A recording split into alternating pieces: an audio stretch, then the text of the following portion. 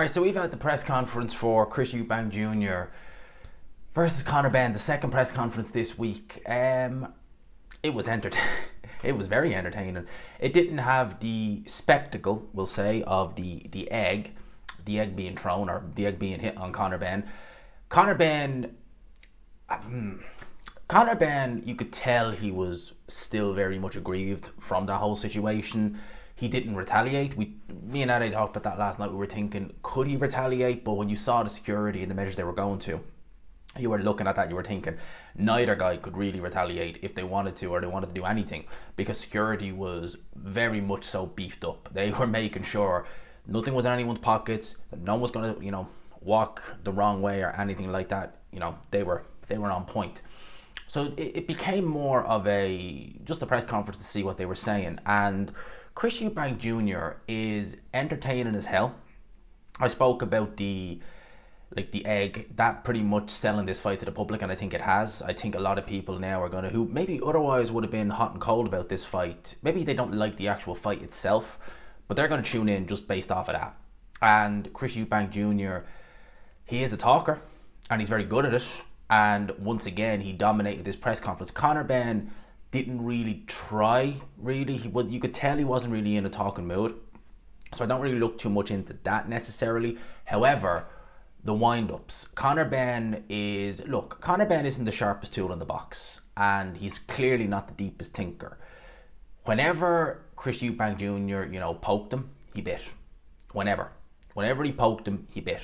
Every time. And to an extent, Eddie Hearn as well. He really launched a scathing attack on Eddie Hearn. Every time Eddie Hearn spoke, I felt bad on Ade at one sense, because I was like, oh my God, what do you do in that situation? Because Eddie Hearn's trying to say his piece, Eubank Jr.'s talking over him, and you're kind of like, oh, do I butt in? What do I do? Do I, kind of let Eubank Jr. win this? He pretty much did with Eddie Hearn. He spoke about not respecting Conor Benn. He said there was only ever one other fighter that he didn't respect. He didn't name him. I'm assuming he means Billy Joe Saunders. Can't really blame him in that regard, to be fair. But he spoke about, and again, Eddie Hearn never fought back on any of these. So Chris Eubank Jr. said that he's next to, I think, two of the biggest scumbags in boxing. I'm paraphrasing, but that he definitely used the word scumbag, but I'm paraphrasing, might not have been quite like that. He basically said that they failed 2 PED tests, said it was contaminated eggs, tried to put the show on, and you can't argue with any of that. You can't. That's what happened. That is genuinely what happened. You can't argue with any of that.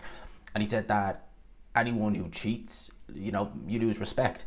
And there was no, because Conor Benn was saying, oh, I was cleared, I was exonerated, I was found innocent.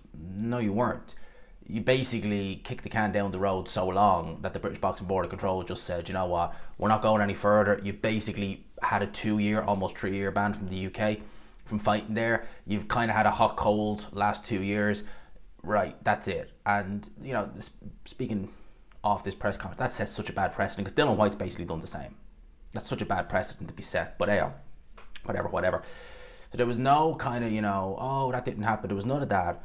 He spoke about the fighters who were on the undercard, and I can't quite remember who was on the undercard. I think Craig Richards might have been on the undercard, but I'm not 100% sure who it was. He spoke about the fighters paying money out of their pockets to do training camp, to not then be recouped for it. Eddie Hearn did say, to be fair, he got them all out quickly. I mean, I forget who was on the undercard. You'd have to check that. You have to go on BoxRec and check that.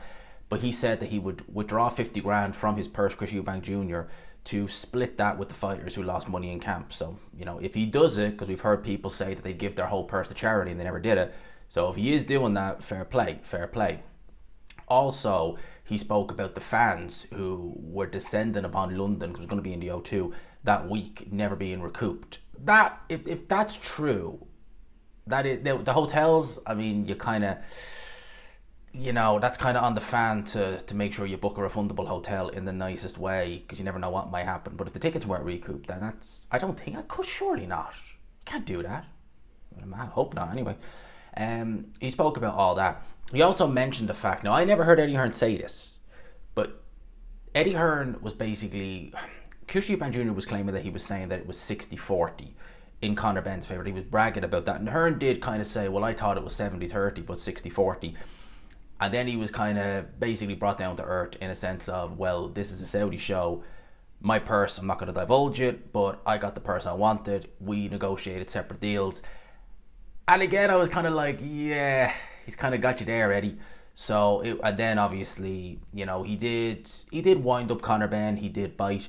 But the biggest bite was when Nigel was being interviewed. He apologised because apparently he did grab Chris Eubank, and Chris Eubank Jr. basically said, if you do it again, you know, I can't remember exactly the words, but basically there's going to be problems. Conor Benn lost it at that point. He lost it at that point. And I think this was all done to just wind Conor Benn up. Conor Benn is an emotional character. Like his dad, Nigel was a very emotional character. And sometimes when you're in the ring and you're fighting with just nothing but emotion, you can make, excuse me, a lot of mistakes. It can actually fatigue you. You can fight a lot more reckless. In some cases it can work, but I don't know, in this fight, I'm struggling here. I think that Chris Eubank Jr. has already kind of got in Conor Benn's head a little bit. And yeah, that might not be ideal for Conor Benn in that regard. Might not be. We'll wait and see. In terms of the press conference, I thought it was entertaining. They interviewed, well, Ade actually spoke to Derek Chisora, let him get a question in, and he said between both promoters, and Ben Shalom, of course, you know, being Ben Shalom, 100 grand between Eddie and Ben, yeah. And Ben Shalom is the promoter, and he's like, well, I'm getting more money than you, Conor. It's like, mate, just don't. Just seriously. But yeah, entertaining press conference to say the least. No real drama like we had on Tuesday, but very entertaining nonetheless. I'm not going to lie, it's selling me. It's flipping selling me. It genuinely is. Let me know your thoughts in the comments section below. I hope you enjoyed the video, people. Smash the like button if you could. Hit subscribe, of course, as always, if you haven't already. And until next time, peace. And just a really quick one before we end this video. This Saturday, live on DAZN, we have Paddy Donovan versus Lewis Crocker. That is going to be flipping epic. The link will be in the description. It's part of your subscription on DAZN. That fight is going to be off the you-know-what. It is going to be. People, the atmosphere in that arena.